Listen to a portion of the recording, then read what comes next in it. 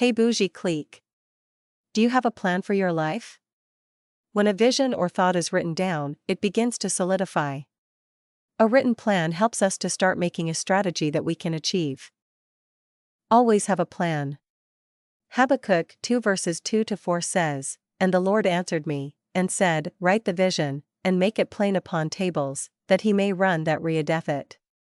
For the vision is yet for an appointed time, but at the end it shall speak, and not lie, though it tarry, wait for it, because it will surely come, it will not tarry. Behold, his soul, which is lifted up, is not upright in him, but the just shall live by his faith."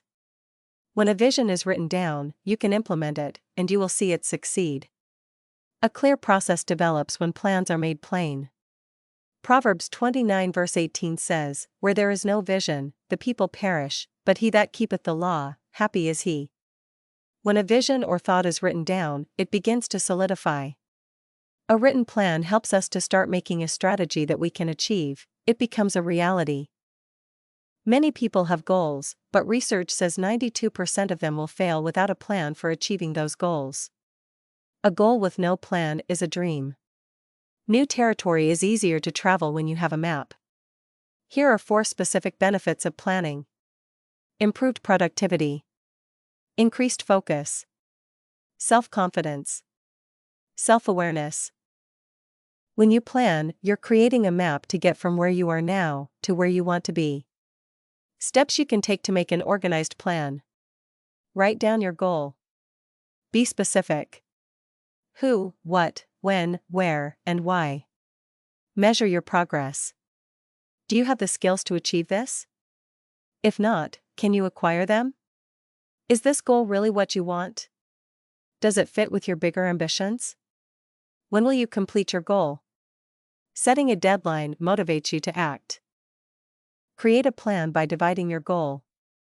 Create a plan that divides your goal into small steps and sets a deadline for completing each step. Review your plan daily. Read your goal aloud every day, in the morning and at night. It sets your intention and keeps you focused on your plan. Stay on target. As you complete each part of your plan, reevaluate your plan. Is it still practical? Achievement doesn't happen by accident, it's the result of planning and determination. Seek out expert guidance and advice. It makes a significant impact on achieving your goals. The most successful people are patient, and they also avoid juggling many things. Multitasking can be damaging to our brains.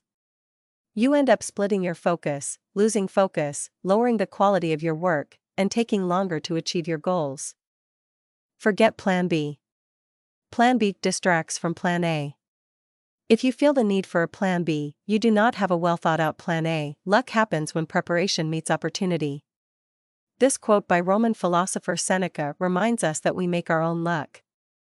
Sometimes we have to go back to the drawing board and revise our plans, not change them completely. When God sent Moses to Egypt to tell Pharaoh to let his people go, the Pharaoh did not immediately let them go. The Bible actually tells you that God prevented him from letting them go by hardening his heart. I believe God did this to show how powerful he was to Pharaoh and his people. He also wanted to test Moses' faith. Every time Pharaoh said no, God would send Moses back to ask again, because Plan A was sufficient. Having faith is not easy, but a little goes a long way. That's why the Bible says you only need faith the size of a mustard seed to move mountains. Faith is powerful, but faith without works is dead. If faith can move mountains, then it should also be able to move you. Faith should mobilize you into action. Study to show thyself approved and make a plan. Then commit to your plan. Have faith in your plan. However, remember that practice makes perfect. The Bible verse "Pride comes before a fall" illustrates how pride causes people to give up for fear of failure. Can you imagine how Moses felt after God sent him to do something and kept failing? Can you imagine the embarrassment he felt? Or what his people must have said about him about failing numerous times? His pride could have made him give up and fail, but he was faithful. 2 Kings 13 verses 18-19 says, "Then he said, Take the arrows, so he took them. And he said to the king of Israel, "Strike the ground." So he struck 3 times, and stopped. And the man of God was angry with him and said, "You should have struck 5 or 6 times, then you would have struck Syria, till you had destroyed it. But now you will strike Syria only 3 times. It would be best if you kept going until you strike gold, because you never know how close you are to your goal. That's why there is no plan B. There is only plan A, because everyone who asks receives, who seeks finds, and to the one who knocks, it will be opened." What do you think? Do you have a plan? Let me know in the comment section. Stay bougie.